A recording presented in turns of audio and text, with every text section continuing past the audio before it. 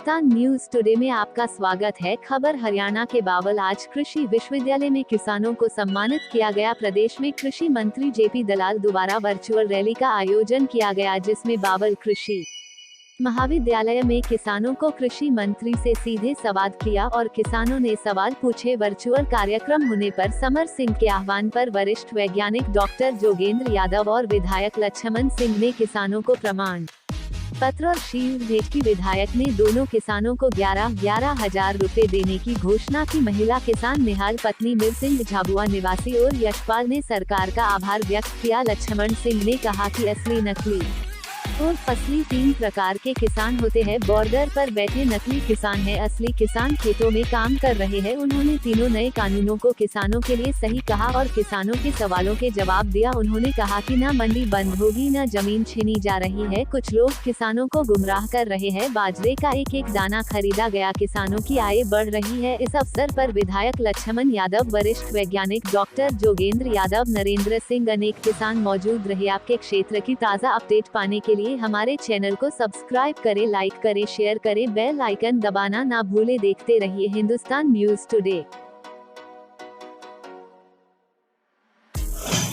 मेरा नाम यशपाल कोड़ा है, गांव कमाड़ी से बिलोंग करता हूं मैं। इस टाइम हम सब्जी की खेती पे जोर दे रहे हैं। पहले मेरे पास 5 एकड़ से काम शुरू करा था, आज 23 एकड़ में हम काम कर रहे हैं। इस गवर्नमेंट से हमें काफ़ी प्रकार की प्रोत्साहन राशि प्राप्त हो रही है। मैं पहले 2020 जनवरी में घरौंडा में जो प्रोग्राम था उसमें कृषि मंत्री और इजराइल डेलीगेशन द्वारा सम्मानित करा हुआ हूँ। गाजर की खेती में हरियाणा में पहला स्थान प्राप्त किया है हमने। हम अपना एफपीओ भी चला रहे हैं, एफपीओ डैना के नाम से। हमारा एक एक्टिव फार्मर ग्रुप है जो हमने अपनी फर्म रजिस्टर्ड करवाई हुई है, एक्टिव फार्मर ग्रुप।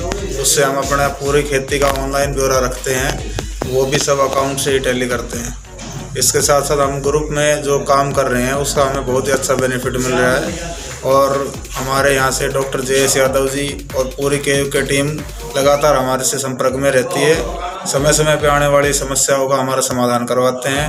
वहाँ हॉर्टिकल्चर डिपार्टमेंट से भी काफ़ी सहयोग प्राप्त हो रहा है।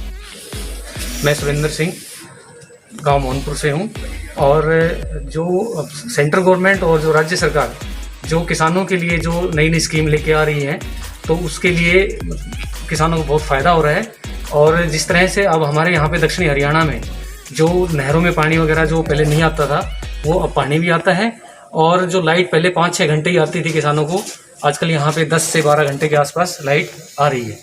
और इससे क्या है कि किसान जो है अपने टाइम पर सिंचाई कर रहे हैं और उससे फसलों को काफ़ी लाभ हो रहा है। और रही बात MSP की, तो हमारे यहाँ पे बाजरा जो पहले 1200-1300 रुपये जो के आसपास रहता था, तो इस बार गवर्नमेंट ने 2150 रुपये के आसपास ख़रीदा है।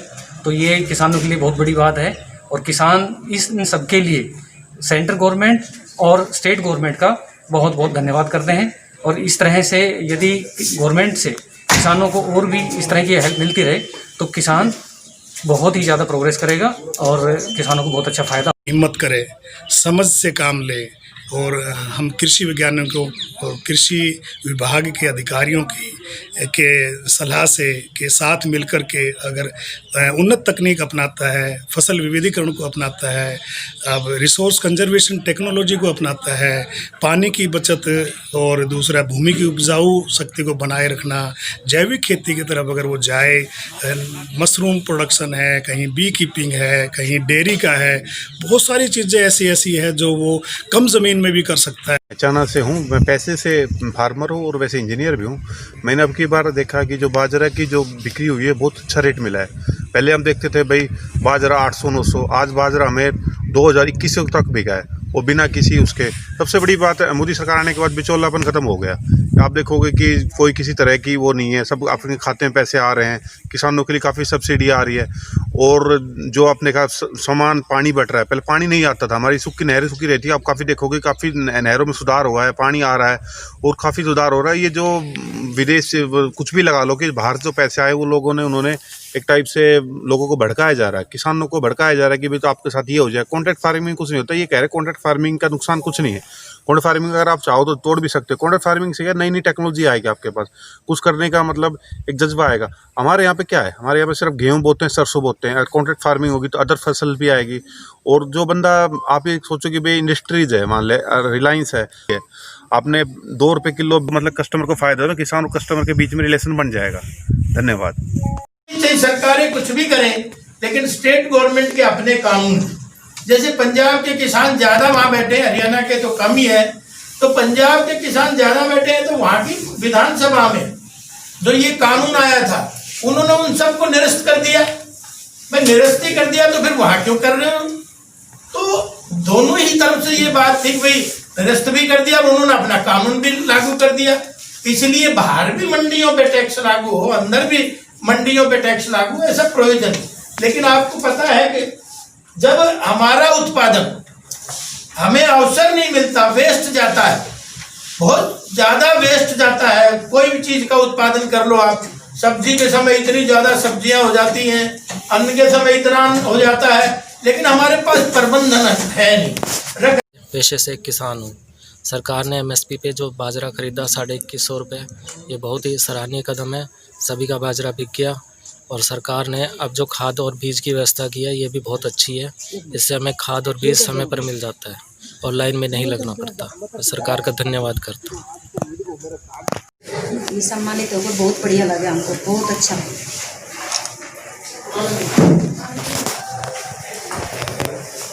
और बोलो कुछ पढ़िए।